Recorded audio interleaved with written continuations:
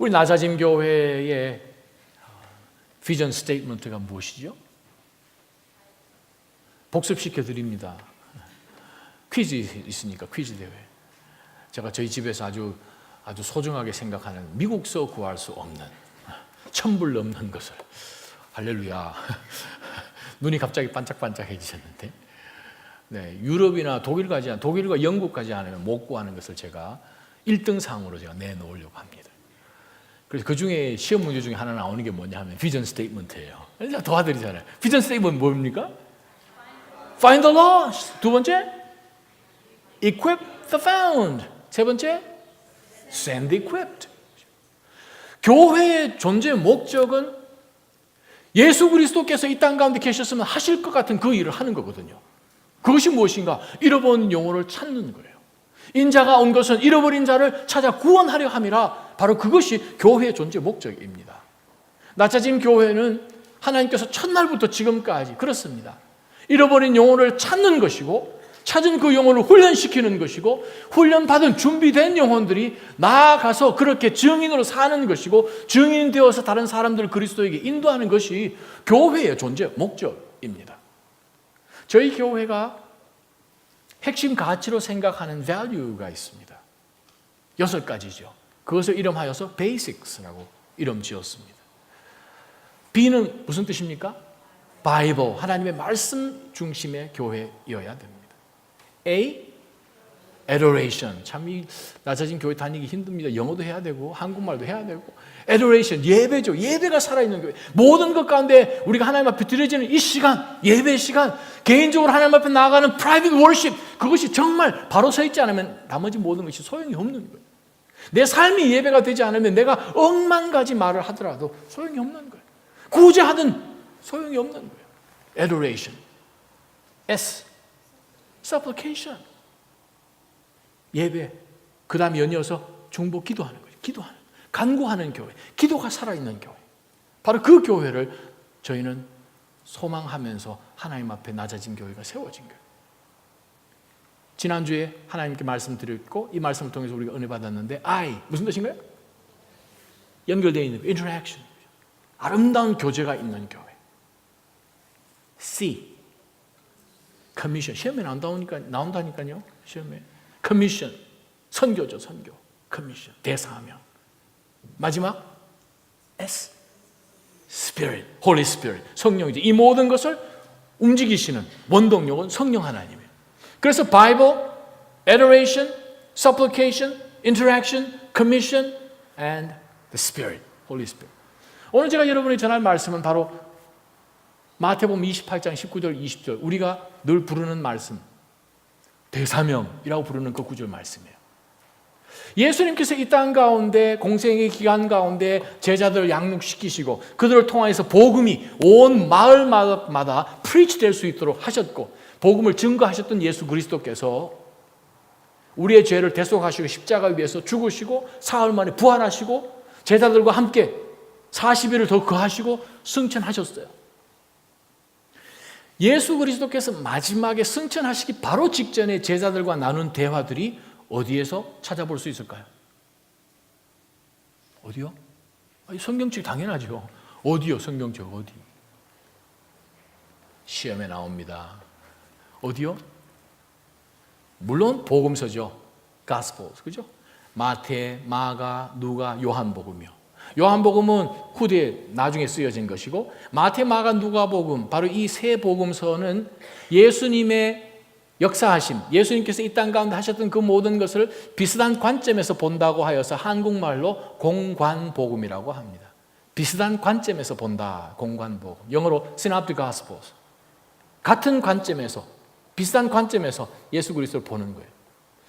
자, 마태복음 28장 19절 20절을 우리는 Great Commission이라고 합니다. 그리스도께서 승천하시기 바로 직전에 제자들에게 내가 너희들에게 꼭 당부한다. 이것을 꼭 해라. 마지막 숙제로 남겨주시면서 내가 너희와 함께 세상 끝날까지 있으니까 두려워하지 말고 이것 해라 라고 주신 것이 Great Commission이에요. 마가복음, 누가복음 제일 마지막 장을 보면 동일한 구절 말씀들을 찾아볼 수 있습니다. 마가복음 한번 찾아보시겠습니다. 마가복음 16장 15절이요. 마가복음 16장 15절 한 목소리를 한번 읽어봅니다. 시작. 예수께서 제자들에게 말씀하셨습니다. 너희는 온 세상에 나가서 모든 사람들에게 복음을 전파해라. 지금 마가복음 제일 마지막 장, 마지막 예수 그리스도께서 제자들과 나누는 그 대화 제일 첫 번째 내용. 마지막 장면에 예수님께서 불가성천으로 하늘나라로 테이크업 되기 바로 직전에 주신 말씀, 마가복음에서도 동일하게 너희는 온 세상으로 나아가서 모든 사람들에게 복음을 전파하여라 라고 예수님께서 말씀하셨어요. 누가복음 한번 펴볼까요? 누가복음 제일 마지막 장이요. 누가복음 제일 마지막 장 24장 47절부터 49절까지 한번 읽어봅니다. 또 예루살렘으로부터 시작. 또 예루살렘으로부터 시작해 모든 민족에게 그의 이름으로 죄 용서를 받게 하는 회개가 전파될 것이다. 너희는 이 일들의 증인이다. 49절. 보라, 내가 내 아버지께서 약속하신 것을 너희에게 보낸다. 그러므로 너희는 위로부터 내려오는 능력을 입을 때까지 예루살렘에 머물러 있어라.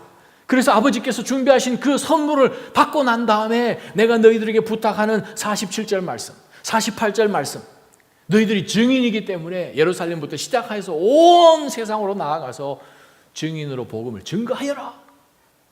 누가복음은 볼륨 1이죠. 북 1. 북 2, 사도행전이에요. 한 저자가 썼어요. 연결도 중간에 끊어지지 않고 잘 연결되는 것이 누가복음과 사도행전이에요. 그래서 사도행전 1장을 보시면 마치 누가복음 마지막 부분에 연결되어 있는 듯한 것을 여러분이 아실 것입니다. 한 목적을 위해서 누가복음과 사도행전을 지었거든요. 사도행전 1장을 한번 펴보십시다. 사도행전 1장 6절 말씀을 1장 6절, 7절, 8절 한번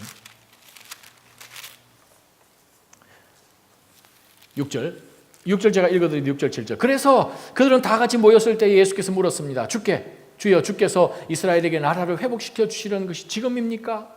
7절에 예수께서 그들에게 말씀하셨습니다. 그날과 그때는 아버지께서 자신의 권세로 정하셨으니 너희가 알 것 아니다. 8절 같이 읽습니다. 시작. 그러나 성령께서 너희에게 오시면 너희가 권능을 받고 예루살렘과 온 유대와 사마리아와 땅 끝까지 이르러 내 증인이 될 것이다. 자, 예수님께서 말씀하십니다. 오직 성령이 너희에게 임하시면 너희가 권능을 받아서 예루살렘과 온 유대와 사마리아와 땅 끝까지를 내 증인 되는 것이다. 마태복음, 마가복음, 누가복음과 사도행전. 예수 그리스도의 증인으로 사는 것을 예수님께서 제자들에게 주셨습니다. 대사명이에요. 커미션. 우리가 선교라고 생각을 할 때 미션, 커미션, 사명을 감당한다고 생각을 할 때에 대개 사람들은 좀 움츠립니다. 선교요? 저 선교 못 가요. 저는 물이 바뀌면 힘들어요. 잠자리 바뀌면 저는 절대 잠을 못 자요. 선교하면 우리 마음이 갑자기 그냥 닫혀지지요.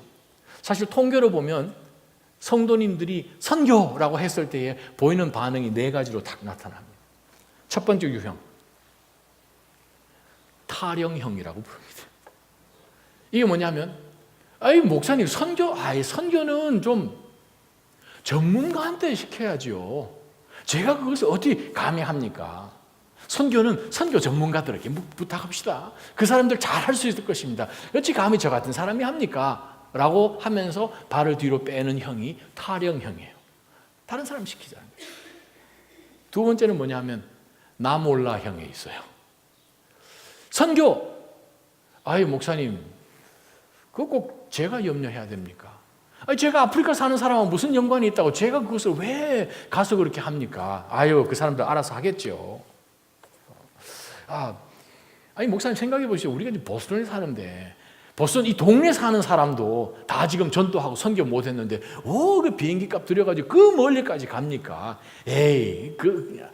그건 아닌 것 같습니다. 라고 생각하는 유형이 있어요. 세 번째 유형은 미룬형이에요.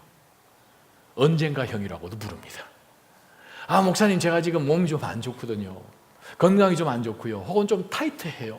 인생이 스케줄을 꽉 찼어요. 지금 이제 열심히 학교 다녀야 되고요. 애들 이제 지금 막 크고 있고요. 언젠가는 하겠죠. 근데 지금은 못해요. 라고 하는 형이에요. 언젠가 형. 근데 여러분 아십니까? 언젠가는 절대 나타나지 않습니다. 언젠가는 절대 오지 않는다는 거예요. 우리 인생 가운데서 언제쯤 되면 시간이 좀 있고 여유가 생기겠습니까? 절대 그런 경우는 없죠. 제일 마지막 유형. 위험한 유형이요. 이거는 신학 유형이에요. 신학형이라고 제가 이름을 지었어요. 목사님, 아니 하나님은 전지전능하신 하나님 아니십니까? 제 같은 사람도 하나님이 찾아내셨거든요. 제가 염려하지 않아도 하나님께서 아프리카 그 오지에 사는 그 사람을 하나님 찾아내실 거예요.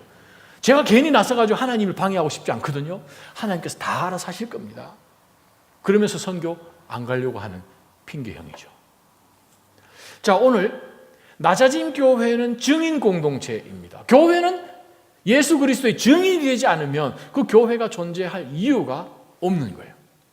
그래서 낮아진 교회가 증인 공동체로 나아가기 이전에 먼저 우리가 네 가지를 분명히 알아야 됩니다. 그 첫 번째가 무엇인가? 다시 마태복음 28장 본문으로 돌아오게 되면 28장 19절 20절 예수님께서 굉장한 대사명을 제자들에게 주셨어요. 그러므로 너희는 가서 모든 민족을 제자로 삼아 아버지와 아들과 성령의 이름으로 세례를 주고 내가 너희에게 명령한 모든 것을 그들에게 가르쳐 지키게 하라. 보라! 내가 세상 끝날까지 너희와 항상 함께 있을 것이다. 굉장한 사명의 말씀을 주셨어요. 우리는 지금 전문가 시대에 살고 있습니다. 뭐든지 전문가가 해야 됩니다. 의료 전문가, 법률 전문가, 재정 전문가. 하여간 뭘 하든지 간에 하여간 스페셜티가 있어야 되고 스페셜리스트를 우리가 인정을 해줍니다. 저희 앞집에 건너편에 사시는 분이 유럽에서 오신 할아버지이십니다. 어느 날 저를 불렀어요. 앤디, 왜 그러시냐? 아니 문제가 생겼는데 이거 한번 보라. 어떻게 하면 좋겠냐고. 아니 왜? 했더니 자기 앞에 잔디가 죽은 거예요. 겨울이 지나고 난 다음에. 아니 이상하게 여기 보니까 무슨 거미줄 같은 것이 싹 덮여가지고 있는데 잔디가 다 죽어버렸는데 이거 어떻게 하면 좋겠냐? 그걸 저라고 압니까? 근데 저는 그 일이 벌어지기 전에 그분이 저를 부리기 전에 한 3주 전에 저도 동일한 현상이 저희 집에 벌어져 가지고 이거 어떻게 되느냐? 그래서 제가 구글로 막 찾아보니까 그것을 Great Snow 뭐라고 부르더라고요. 눈이 많이 오고 겨울이 길어지면 그것 때문에 이 눈이 쌓여 있고 밑에 있는 잔디 그 사이에 펑거스가 생겨가지고 잔디가 죽는 병이더라고요. 그건 다른 방법이 없습니다. 다 긁어내는 수밖에. 긁어내고 다시 씨 뿌려가지고 하면 되는 거죠. 저는 그것을 3주 전에 했거든요. 근데 할아버지가 이거 큰일 났다고 잔디 다 죽었다 그러는 거예요. 그래서 제가 스페셜티는 아닌데 사실 우리 미국의 제일 유명한 잔디 박사님은 저기 앉아 계십니다. 정 장로님. 그래서 제가 그분께 얘기했어요. 이거 제가 아는 척을 했어요. 이거 다 긁어내야 된다고. 그리고 다시 이렇게 다 해서 뿌리면 된다고. 그랬더니 그 다음부터 저를 보기를 스페셜리스트로 보는 거예요. 잔디 박사인 것처럼 가짜인데. 오늘 하나님께서 엄청난 이 대사명을 누구에게 주셨는지 아십니까? 물론 제자들에게 주셨죠. 근데 마태복음 28장 17절 한 절만 위로 싹 올라가 보세요. 17절에 보니까 그리고 그들은 예수를 믿고 예수를 뵙고 바로 승천하시 바로 직전에 뵙고 경배 드렸어요. 그러나 어떤 사람들은 의심했습니다. 이 예수님이 진짜 예수님 맞는겨? 부활하신 예수님 맞는겨? 이 예수님의 존재에 대해서 의심하는 사람들도 있었어요. 대사명을 받은 사람들 중에는. 우리가 생각할 때 이 대사명을 받은 사람 같으면 정말 굉장한 사람이 되어야 되지 않겠습니까? 빌리 그레이엄 목사님 같은 그런 분이 있어야 되지 않겠습니까? 우리 선교한다 그러면 정말 스페셜리스트를 생각을 해야 되잖아요. 특별히 이 전도하는 그런 은사를 받은 사람이 해야 된다고 생각하지 않습니까? 근데 성경 들여다보면 전도하는 은사는 없거든요. 복음 전하는 은사, 이벤젤리스트는 은사는 있어요. 빌리그람 목사님 같은. 그러나 저와 여러분 같이 정말 교회에 섬기고 작은 일을 감당하는 듯한, 때로는 우리가 스스로 보면서 나는 의심하는 사람인 것처럼, 의심한 도마 같은 믿음을 가진 사람인데 라고 때로는 우리가 생각을 해요. 마가복음 한번 보세요. 마가복음 나와 있는 바로 그 본문 한 절만 위에 올라가면 동일한 구절이 나와 있습니다. 마가복음 16장 14절에 보게 되면 바로 대사명을 주신 그 그룹의 사람들을, 그들은 예수 그리스도 앞에 나와서 예배했습니다. 그런데 그 중에 일부는 의심해서 믿음이 없어서 마가복음 16장 14절은 예수님께서 그들을 꾸지람하셨다고 하셨어요. 대사명 받기 바로 직전에 예수님께서 그들을 리뷰 하신 거예요. 우리가 생각합니다. 대사명 정도 받을 만한 제자들이라면 슈퍼 크리스천이 아니겠느냐, 굉장한 믿음을 가진 사람들이 아니겠느냐, 그날 당장 목숨을 줄 만큼 순교할 수 있는 그런 굉장한 사람들 아니겠느냐. 아니에요. 믿음이 없어서 주님으로부터 꾸지람 들을 만한 그러한 연약함도 있었던 사람들이에요. 사도행전 1장 6절을 읽어보면 이 그룹의 사람들을 또 발견하는 구절이 하나 있습니다. 예수님 지금 승천하셔야 되는데 예수님 붙들고 자기들이 알고 싶어하는 것 질문 계속하는 사람들이에요. 근데 예수님 올라가시려고 잠깐만요. 지금 이때가 이스라엘을 회복시키시는 그때입니까? 자기들이 알아야겠는 거예요. 그런 것까지도 끝까지 마지막 순간까지 질문하면서 하고 있었던 바로 그 그룹의 사람들에게 예수님께서는 대사명을 주셨습니다. 첫 번째 붙들 영적 교훈은 무엇입니까? 대사명은 보통 사람에게 주신 거구나. 저와 여러분에게 주신 것이구나. 굉장한 사람들에게 하나님께서 대사명을 주시지 않았다는 거예요. 대사명을 받은 바로 이 사도들이 예수님께서 이 대사명을 주시자마자 무슨 요술 지팡이를 주신 것도 아니고, 너희들 대사명을 받는 그 순간 호련히 너희들이 변화하여서 갑자기 그냥 몸이 붕붕 떠다니며, 혹은 천사가 그냥 사다리 타고 쫙 내려와서 대사명 받은 이 제자들 머리 위에 그냥 동그란 그죠? 헤이가 그런 거 막 주시고, 갑자기 어느 한순간에 호련히 변화해서 굉장한 슈퍼 크리스천이 되도록 하지 않았다는 거예요. 그들은 어떤 사람들이었습니까? 예수님을 알았던 사람들이에요. 예수님을 사랑하던 사람들이에요. 그것만 있으면 자격 요건이 충분합니다. 여러분 예수님 아십니까? 여러분 예수님 사랑하십니까? 그러면 여러분 you are in. 선거하셔야 되는 거예요. 커미션, 대사명 누구에게 주셨는가? 주님을 알고 주님을 사랑하는 바로 그 사람들이면 얼마든지 주님의 증인이 될 수 있다라고 주님께서 말씀하시는 거예요. 왜 그렇습니까? 세상 끝날까지 내가 너와 함께 한다는 거죠. 임마누엘이신 예수 그리스도께서 여러분과 함께 하시는 바로 그것만 있으면 우리는 감당치 못하지요. 때로는 우리도 믿음이 없어서 믿음 없는 소리를 하지요. 주님으로부터 꾸지람 들을 만한 연약함이 있지요. 그러나 주님, 그래도 저는 주님 사랑합니다. 주님, 저 주님 알고 있습니다. 주님이 저를 위해서 죽으셨죠. 주님이 이 사람을 변화시켜 주셨죠. 그것 하나만 있으면 얼마든지 영혼을 구원할 수 있는, 대사명을 감당할 수 있는 사람이 될 수 있다는 거예요. 나자진 교회 사랑하는 믿음의 성도 여러분, 주님이 여러분과 함께 계시기 때문에 얼마든지 증인으로 살 수 있음을 믿으시기를 바랍니다. 저희 교회 오늘 권사님, 또 남편 되시는 집사님 3박 4일 운전해서 캐나다까지 가셨잖아요. 캐나다 사람들을 알아서, 인디안들이 쓰는 그 말을 알아서 그곳까지 가셨나요? 왕복 7일이요. 그 정도 기간이면 비행기 타고 놀러 가지요. 어느 권사님 도미니카에 일대일 선교 가는데, 목사님 제 같은 게 가서 할 게 뭐가 있을까요? 근데 그분이 가셔서 예수님께서 그분을 만나주시고 변화시키시고 하셨던 그 이야기를 정말 눈물로 그곳에 있는 교회의 목사님들과 지도자들을 나눴더니 그분들 마음이 펑펑 열려버린 거예요. 하나만 줘도 그것입니다. 목사님 제 같은 것이, 그렇지요. 주님 사랑하시지요. 주님께서 저와 여러분들을 어떻게 만져주시고 동행해 주시고 지금도 역사하시는 그것 하나만 있으면 대사명 감당할 수 있습니다. 바로 이러한 각오로 커미션을 받고 선교 중심의 삶을 살기를 주님의 이름으로 축원합니다. 두 번째요.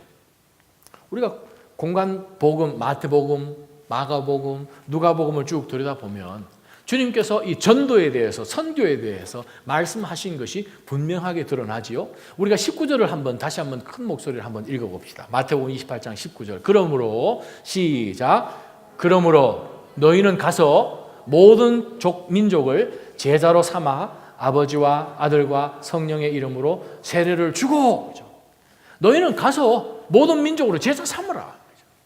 사실 19절과 20절에서 나오는 명령은 딱 하나예요. 동사는 딱 하나입니다. Make disciples. 그게 유일한 동사예요. active verb. 나머지는 전부 다 현재 분사예요. 우리가 주님으로부터 대사명을 받았으면 나아가 사는 것이 무엇인가? 복음을 들고 가서 그들을 예수 그리스도의 제자로 만드는 바로 그 일을 하라라고 예수님께서 말씀하셨어요. 마가복음 16장 15절에도 예수님께서는 동일한 말씀을 하십니다. 너희는 온 세상에 나아가서 모든 사람들에게 복음을 전파하라. 복음이 무엇입니까? Good news. Good news가 무엇입니까? 내가 할 것 하나도 없는데 다른 사람이 대신 해서 내가 하나님의 자녀가 됐다는 거예요. 하늘의 권세를 받았다는 거예요. 영원을 보장받았다는 거예요. 이 땅 살면서 능력으로 살 수 있는 특권을 받았다는 거예요. 이것이 복음이에요. 내가 한 것 하나도 없는데 바로 그것을 온 민족들 가운데 나아가서 하라는 거예요. 사도행전 1장 8절에 무엇입니까? 예루살렘과 온 유대와 사마리아와 땅끝까지 이르러서 내 증인 되라는 겁니다. 대사명이 무엇입니까? 복음 증거하는 거예요. 전하는 거예요. 복잡하지 않습니다. 선교는 나아가서 복음을 전하는 거예요. 예수님께서 하신 그 일을 전하는 거예요. 아유, 내가 거기 가서 그 사람들에게 말도 잘 통하지 않는데 어떻게 할까?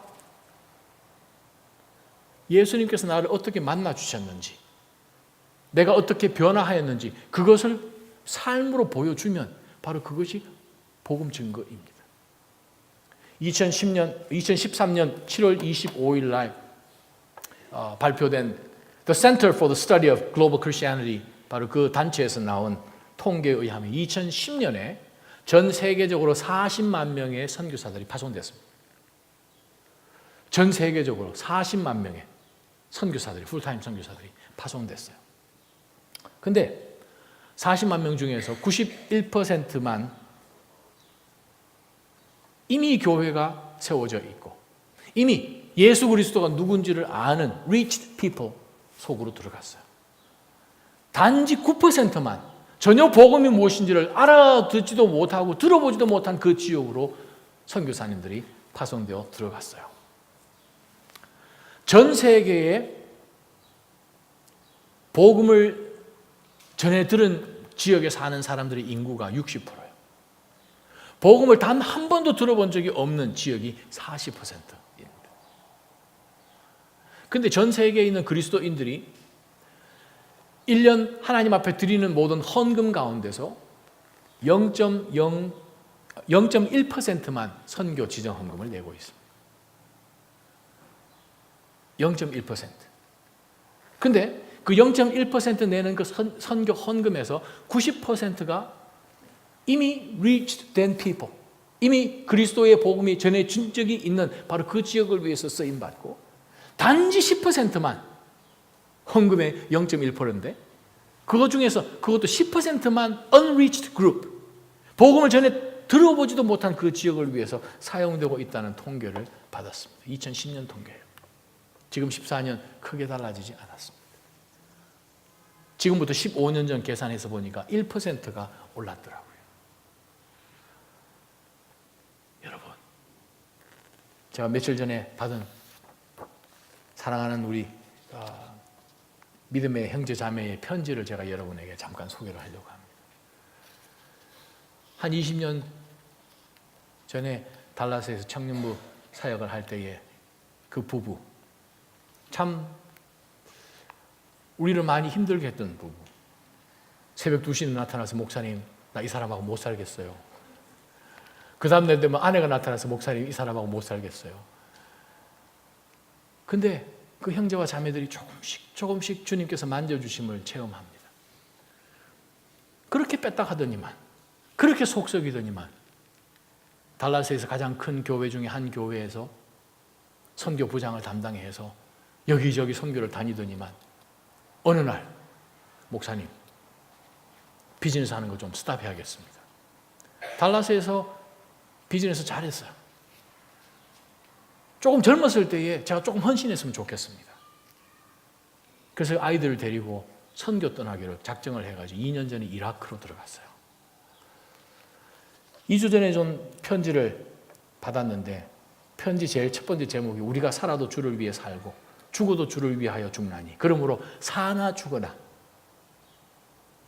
우리가 주의 것이로다. 로마서 14장 18절을 제목으로 했는데 이 이메일조차도 스크린 될까 봐 중간중간에 글씨들이 하나님 할 때 하, 니은 이렇게 하는 거 주님 할 때 제유, 님 뭐 이렇게 하고 하여간 이상하게 지금 막 무슨 이 코드처럼 암호처럼 해가지고 저한테 이메일을 보냈어요. 지난 겨울에 하도 비가 많이 와가지고 그 추운 가운데서 저들이 비바람 막아주는 그것도 없이 200명 정도가 버려진 건물 속에서 지내고 있는데 특히 여성들은 또 자매들은 화장실 가고 싶어도 밤중이 되어야 갈 수 있기 때문에 하루 종일 참을 수밖에 없는 거예요. 아이들은 온갖 병에 지금 시달려 있는 거예요. IS가 자기네들이 지금 있는 이라크의 모 도시에서 30km 떨어진 데까지 진군해 와서 미군 폭격이 있기까지 바로 이 도시는 고조된 긴장 때문에 현지인들도 다 다른 도시로 떠나버렸다는 거죠. 근데 지난주에 어느 한 샤박 지역의 한 여인을 은자라는 여인을 만났습니다. 근데 그 여인을 만나서 이야기를 들어본 적 어려서 결혼해서 자녀를 많이 낳았는데 암이 생겼어요.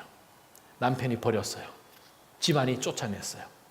근데 그 어려운 가운데서 그래도 자녀들을 키우면서 나아가는데 IS가 쳐들어와서 그 마을을 장악하는 바람에 살림 도구 하나도 챙기지 못하고 A 도시로 성치 못한 몸으로 이끌고 도망을 쳤어요. 정말 열악한 그 환경 속에서 그가 정말 고통 속에 신음을 하는데 이 자매에게 트럭 뒤에서 자기가 수술 받아 자국 그러나 이 고름이 나고 막 상처투성인 바로 그것을 보여주면서 나를 위해서 기도해 달라고 바로 그 트럭 뒤에서 보여준 바로 그 사건 때문에 이 자매와 더 가까워진 거예요. 그래서 지난 가을이 시작되기 전에 이분을 초대를 해서 복음을 전했고 이분이 예수 그리스도를 영접했어요. 근데 한 달 전에 이분이 돌아가셨어요. 근데 좀 가져다 줄 물건도 좀 있고 좀 보호품도 좀 가지고 있었으면 좀 더 자주 갔을 텐데 그 먼 골짜까지 가려니까 힘들어서 한 2주 정도를 건너뛰었더니 그 사이에 이분이 소천해 버린 거예요. 그 며느리를 위해서 기도해 달라고 기도 부탁을 받은 것이 있어요. 그 집의 첫째 아이 이름이 사랑이에요. 딸내미인데.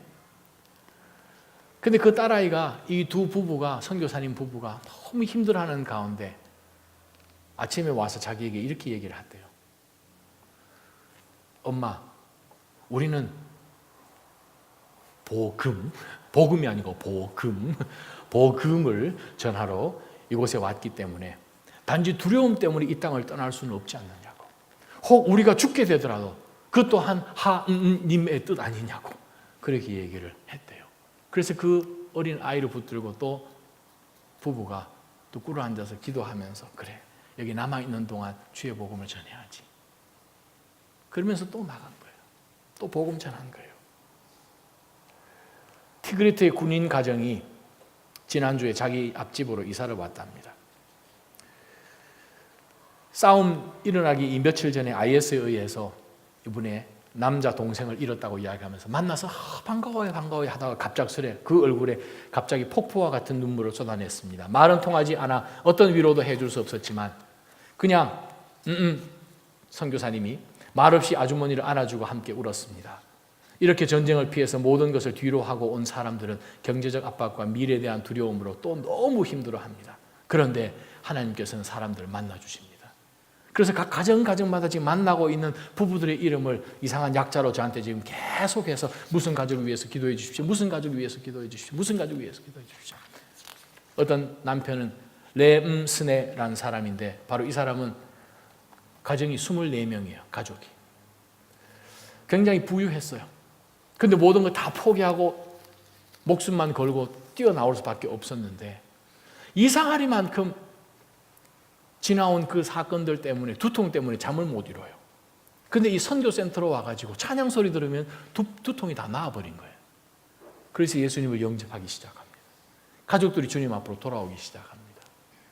굉장한 무슬림이지만 무슬림들이 IS들이 이렇게 와서 하는 그것을 부정하면서 저 사람들은 무슬림이 아니라고 발을 빼면서 복음을 안 받아들이려고 하지만 한 사람 두 사람 영혼들이 하나님 앞으로 돌아오는 실명을 거려하면서 선교 편지를 보내왔습니다. 여러분, 선교는 무엇인가? 그냥 증인으로 사는 겁니다. 말은 통하지 않아도 그 사람들 이야기 들어주면서 안아주면서 내가 이 이역 말리까지 와서 말도 통하지 않는 이라크 사람들에게 그리스도의 사랑을 전할 때에 그 그리스도의 사랑이 그들 가운데 들어가고 열악한 환경 속에서도 하늘을 소망하면서 주님 내 영혼을 받아주십시오 하고 하나님 앞에 목숨을 드릴 수 있는, 또한 남겨진 이 아이들을 예수 그리스도에게 의탁합니다 기도해 주면서 떠날 수 있는 것은 무엇인가? 예수 그리스도라는 거예요. 바로 그 증인으로 살기를 주님의 이름으로 축원합니다. 복음 증거요, 선교요, 별거 아닙니다. 바로 예수 그리스도의 증인으로 사는 것이죠. 세 번째, 우리가 오늘 예수님께서 마태복음 28장에 보게 되면 하늘과 땅의 모든 권세가 내게 주어지셨다 라고 예수님이 말씀하셨어요. 그러면서 19절 제일 첫 번째 단어가 뭐예요? 그러므로. 주님께서 말씀하십니다. 하늘과 땅의 모든 권세를 아버지께서 내게 주셨다. 그러므로 가라라고 하는 거예요. 선교는 무엇인가? 전도는 무엇인가? 가는 겁니다. 세 번째, 가는 거예요. 우리가 낮아진 교회 성도님들 모여서 음식 맛있게 해서 우리가 지하에 예배만 마치면 내려가서 말씀을 나누고 또 재미있는 대화를 나누고 음료를 나누고 음식을 나누고 하는 가운데 어떤 분이 렉싱턴 400 스트리트를 지나가다가 갑자기 낮아진 교회라는 천막 텐트를 보고 파킹장으로 들어와서 보니까 모든 성도님들이 지하에 계신 거예요. 그래서 그분이 뚜벅뚜벅 계단을 타고 지하로 내려와서 저도 좀 이 교회에 끼워주세요 라는 일은 안 일어납니다.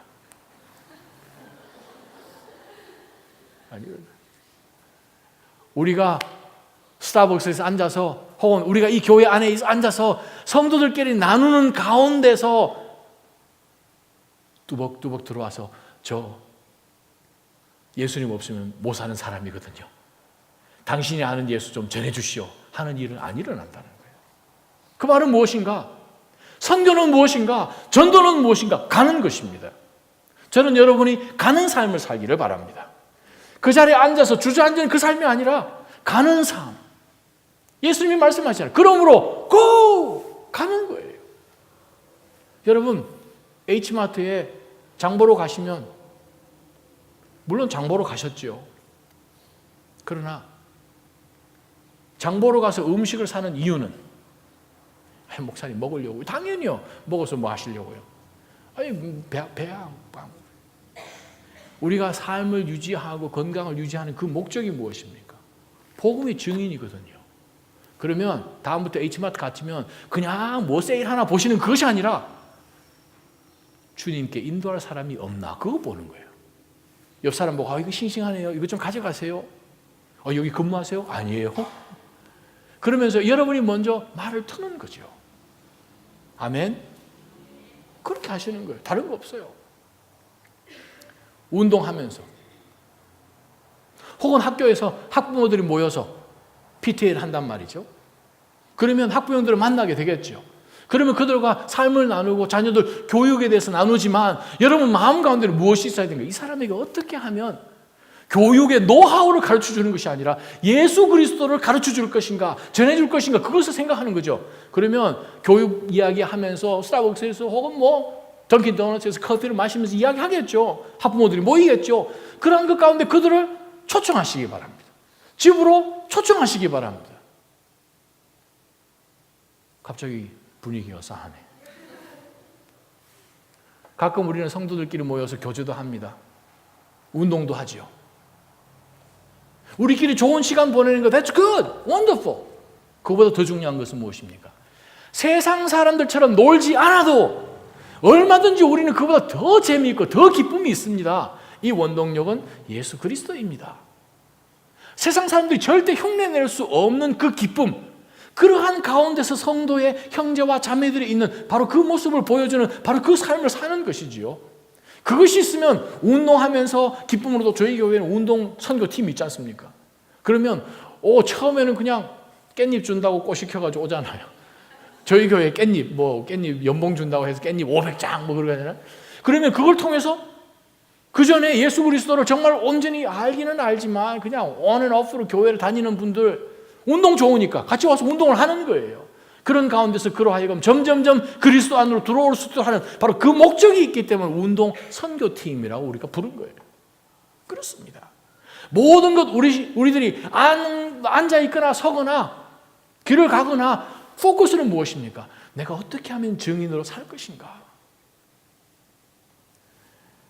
5월 30날 린으로 저희가 올라가서 포산 목사님이 하는 캄보디아 미션 센터를 저희가 도와주려고 합니다. 캄보디아라는 나라는 참 희한한 나라예요. 한 6년 전에 캄보디아에 갔었는데 선교 때문에 그 나라 가게 되면 길을 지나가는데 한 60대 이상, 50대 이상부터 한 80세 이상까지의 남자는 없어요. 눈 씻고 봐도 없어요. 1970년부터 1979년까지 khmer rouge 그 정권이 들어와서 200만 명을 죽였어요. 200만 명이면 캄보디아 인구의 4분의 1입니다. 남자들이 없어요. 린에 사는 사람들 보트 피플들이에요. 미 정부에서 전략적으로 그 지역에다가 이주를 시켰어요. 아버지 본 적이 없어요. 할아버지 본 적이 없어요. 그렇게 성장을 하다 보니까 설명 안 해도 여러분 너무나 잘 아시죠. 사랑하는 포산 목사님 참 귀한 목사님이에요. 그 목사님 하는 사역에 저희가 어떻게 하면 좀 도움이 될까? 또 더 나아가서 캄보디아 교회에서 저에게 1대1 양육을 부탁했습니다. 1대1 양육 팀들을 보내달라고 합니다. 바로 그것이 선교예요. 운전하면 30분 하면 갈 수 있습니다. 5월 30일 청소년들을 보내주십시오. 그리스도 안에서 기쁨으로 하늘을 소망하면서 사는 것이 무엇인지를 들어본 적도 없고 본 적이 없는 그 지역에 있는 사람들에게 우리가 가서 그들이 동물만 되어줘도 그날 하루 그들과 함께 있어줘도 포산 목사님의 프로그램을 만들어서 유스그룹하고 같이 행아웃하도록 해주겠대요. 그렇게만 해도 그들은 아니 이 사람들은 우리 캄보디아 사람도 아닌데 뭐하러 여기까지 올라와서 골목골목 다니면서 또 여기 지하에 가서 망치질하면 여러분 할렐루야 망치질을 통해서 선교할 수 있습니다. 아멘. 굉장한 거예요. 선교는 특별한 사람이 아니라 저와 여러분이 할 수 있는 바로 그 일이라는 거죠. 10월에 쿠바 갑니다. 전재덕 선교사님 요청했습니다. 목사님들 모여 있다고요. 종교성에서 요청합니다. 목사님들 모여 있다고. 7월 초순부터 저희가 75일 전에 종교 비자를 받아야 하기 때문에 7월 초에 저희가 여러분들에게 공고하여서 그곳에 가서 목사님들을 위한 1대1 양육뿐만 아니라 교회 리더십들 도와주고 베이케이션 바이블 스쿨 하기를 원합니다. 여러분들이 가서 정말 그 어린 아이들에게 복음을 전하고 짤막하게 외운 그 한 구절의 말씀이지만 겨우겨우 외워서 손바닥에 써서 읽어보고 또 부르는 그 노래이지만 그 노래 때문에 이 아이들이 인생이 바뀐다면 Why not? 한번 해보는 거예요. 그것이 선교입니다. 나중에 좀 편안할 때 좀 여유될 때 그때는 주님 오시기 전까지는 절대 안 나타납니다. 그때는. 지금 하셔야 돼요. 세 번째 부를 영적 교훈은 무엇입니까? 그래서 대사명이라는 것은 모두 참여하는 거예요. 모두 참석하는 거예요. 누구나 다 참석할 수 있는 것이 바로 이 대사명이에요. 마지막 네 번째는 무엇입니까?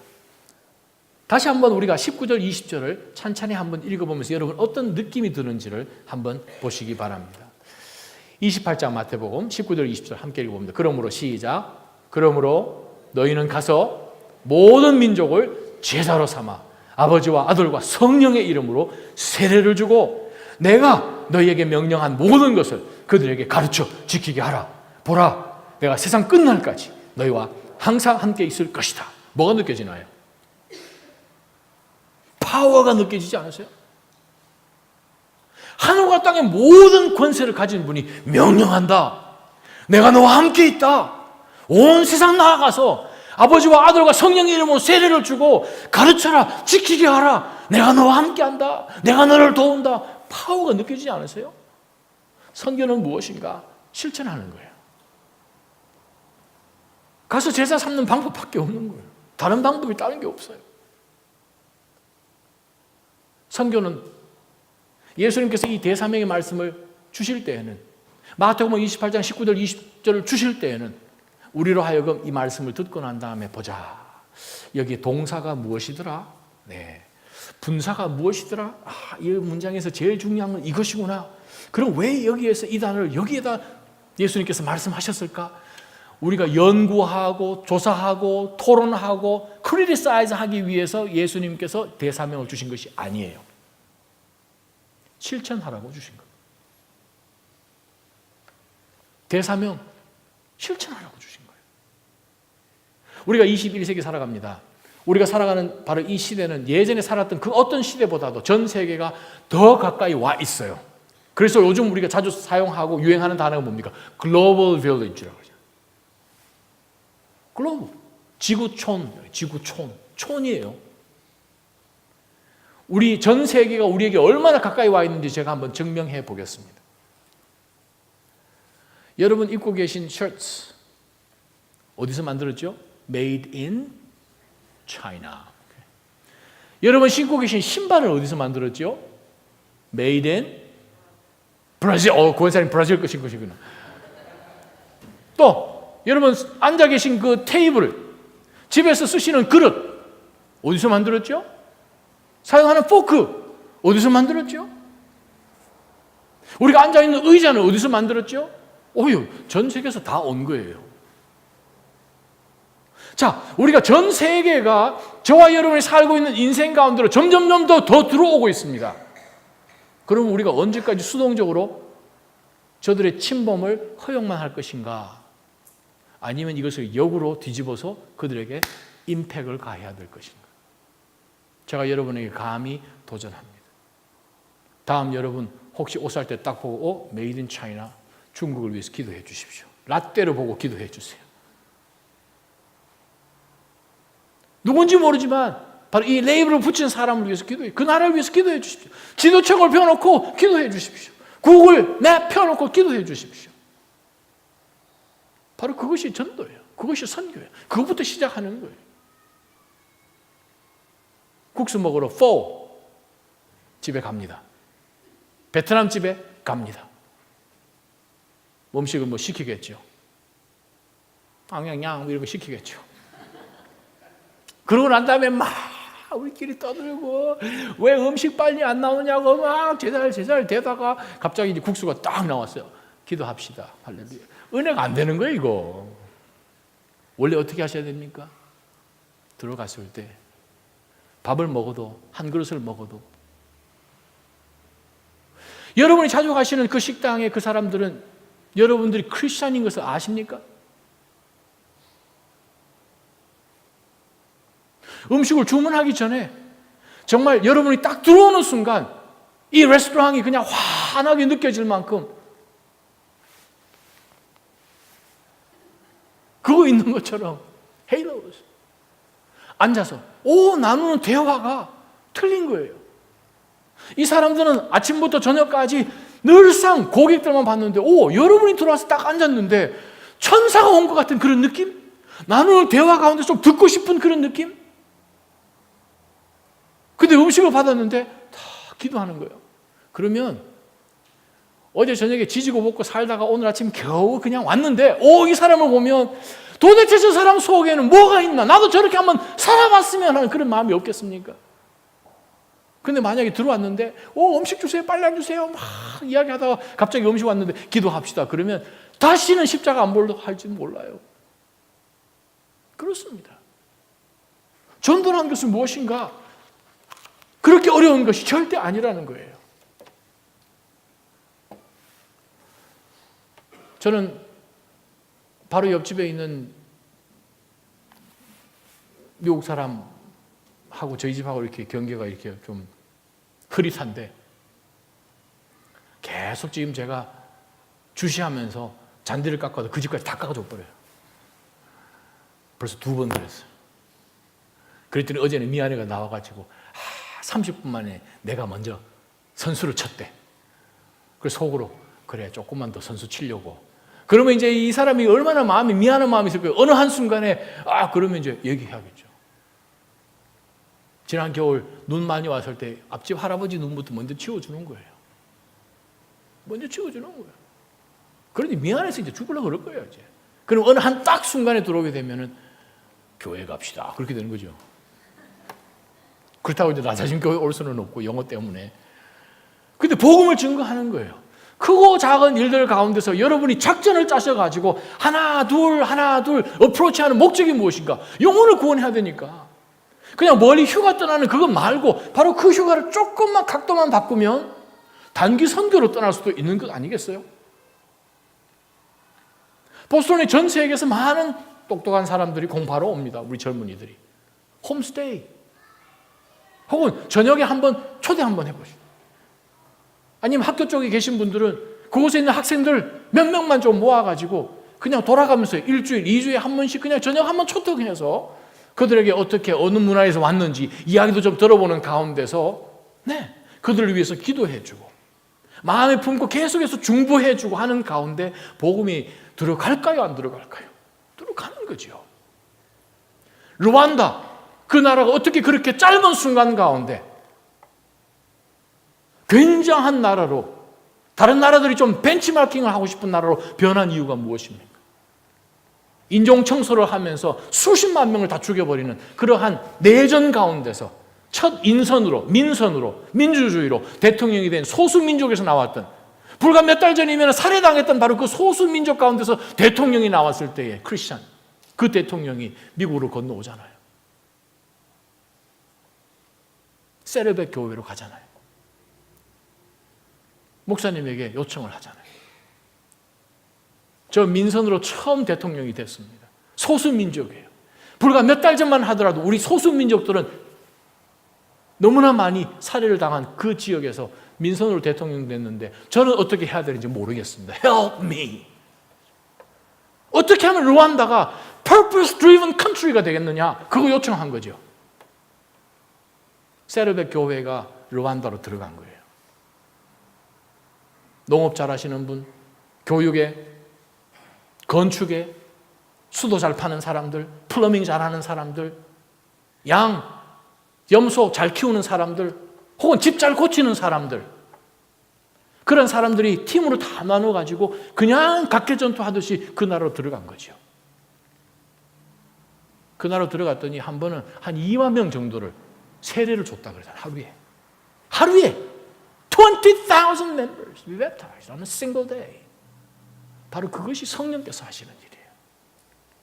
텍사스에 있는 Norwood Baptist Church, 그 목사님, 우리가 어떻게 이 텍사스에서 선교를 할 것인가? 물론 해외로 나가서 아웃리치도 하지만 어떻게 할까 고민하다가 그 도시로 오는 교환 학생들을 우리가 한번 돌아가면서 홈스테이를 시켜볼까? 한 집에 하기 힘들면 팀을 나눴어요. 홈스테이를 시켰어요. 복음을 전했어요. 베트남 학생들을 홈스테이를 시켰는데 바로 그 학생들이 한 사람, 두 사람 예수 그리스도를 영접하기 시작했어요. 예수님 영접하고 한 달 지난 어떤 한 형제가 예배 제일 앞자리에 와가지고 눈물을 흘리면서 회개하면서 기도를 하다가 예배 마치고 난 다음에 목사님 보고 부르잖아요. 목사님, 저희 아버지 좀 전도 좀 해주십시오. 근데 제 아버지 전도하기 전에 저를 세례 주십시오. 아니, 너는 공산나라에서, 공산국가에서 왔지 않냐? 이 공산국가에서 미국에 공부하러 올 정도면 굉장한 지위에 있을 텐데 괜히 그냥 어려운 일 때문에 꼬이지 않기를 원한다. 세례 꼭 줘야 될까? 고민하다가 목사님이 그러면 내가 너 아버지 한번 만나보자. 아버지 허락을 좀 받아야겠다. 해가지고 목사님이 비행기 타고 이 아들과 함께 베트남 가서 아버지를 만났잖아요. 독실한 크리스찬이 아니고 공산주의자. 그 사람 만났더니 시도 안 들어가죠. 당신 뭐 하는 사람이요? 목사입니다. 목사가 뭐 하는 사람이요? 목사가 뭐 하는 사람인지도 모르는 거예요. 그러는 가운데서 나는 예수 그리스도를 통한 복음을 전하고 바로 이 아들이 복음을 받아들였고 이 아들이 그 짧은 몇 달 만에 완전히 낮과 밤이 바뀌듯이 인생이 확 바뀌어버린 것을 아버지가 봐도 변한 것을 본 거예요. 도대체 이게 뭐냐? 그러면 내가 당신 언제 비행기 타고 미국 들어가느냐고. 다음 주 월요일로 떠난다고. 그럼 이번 주 토요일 한 번만 더 만나자. 내가 친구들 좀 끌어올 테니까. 토요일에 봤어요. 성경책 몇 권을 가지고 갔대요. 토요일 저녁에 미팅을 했는데 딱 들어갔더니 자기 아버지가 정장을 다 입고 자기 친구들이 쫙 원탁 테이블에 둘러앉았는데 한 8명 정도가. 그래서 지난 며칠 전에 나한테 얘기했던 것도 내 친구들한테 얘기 좀 해주라고. 당신 뭐 하는 사람이요? 복음은 무엇이요? 예수 그리스도는 무엇이요? 성경은 무엇이요? 얘기 다 듣다가 아니 왜 그러면 우리나라는 성경책이 없지? 아니 다른 나라에서 이 못 가지고 들어오도록 막았기 때문에 밀수도 못하게 막았기 때문에. 아니 누가 막았지? 둘러앉은 사람이 서로 얼굴을 쳐다보는 거예요. 네가 했냐? 네가 했냐? 나 안 했는데. 보니까 요 둘러앉은 8명의 사람이 베트남을 좌지우지하는 사람들인 거예요. 예수 그리스도 영접한 이 아들의 아버지가 지금 베트남의 부통령입니다. 예수님을 영접해버렸어요, 아버지가. 어떡할 거예요? 바로 그러한 일들은 밥숟가락 하나 더 놓는 것부터 시작하는 거예요. 얼마든지 내가 할 수 있는 그 일부터 하는 거예요. 왜? 내가 세상 끝날까지 너희와 항상 함께 있으리라 약속 때문에 우리는 할 수 있는 거예요. 숟가락 하나 놓는 것도. 그렇다면 우리는 얼마든지 선교 감당할 수 있습니다. 나 같은 사람이라도 실수도 많고 믿음도 없는 나 같은 사람도 할 수 있는, 누구 한 사람도 빠져서 하는 것이 아니라 다 참석하는 것이고 증인처럼 그냥 그렇게 살아가면 예수 그리스도의 복음이, 나머지는 성령께서 하시는 것이니까 바로 그것을 우리는 감당할 수 있습니다. 낮아진 교회는 증인 공동체입니다. 복음 공동체입니다. 우리가 사나 죽으나 주의 것이에요. 그러면 주의 것이면 주님이 가장 원하시는 그 일을 하는 것이 주님의 교회입니다. 낮아진 교회가 한 영혼을 사랑하고 그 영혼을 위해서 기도하고 중보하고 또 하나님이 보내주시고 만나게 해주실 바로 그 영혼을 위해서 준비해서 어느 한순간에 하나님께서 이 사람에게 복음을 전했으면 좋겠다라는 성령께서 마음을 열어주시면 복음을 바로 전할 수 있는 준비된 그러한 공동체가 되기를 주님의 이름으로 축원합니다. 기도하십시다. 걸어가신 하나님 아버지, 저희들 10년 가운데 한 영혼을 안타깝게 생각하는 그러한 전도와 선교의 증인의 마음을 저희들 가운데 허락하여 주옵소서. 영혼을 사랑하며 하나님, 저들이 예수 그리스도를 알면, 저 민족이 예수 그리스도를 구세주로 영접하면, 저 나라가 하나님의 나라를 잠깐만이라도 볼 수만 있다면, 오 하나님, 저희를 그렇게 사용해 주시면 정말 저희에게 큰 영광이겠습니다. 도와주옵소서. 낮아진 교회가 정말 그 목적을 두고 때를 얻든지 못 얻든지 주의 복음을 전하는 바로 그 교회 될 수 있도록 은혜를 베풀어 주시옵소서. 예수님의 이름으로 감사하며 기도하옵나이다. 아멘.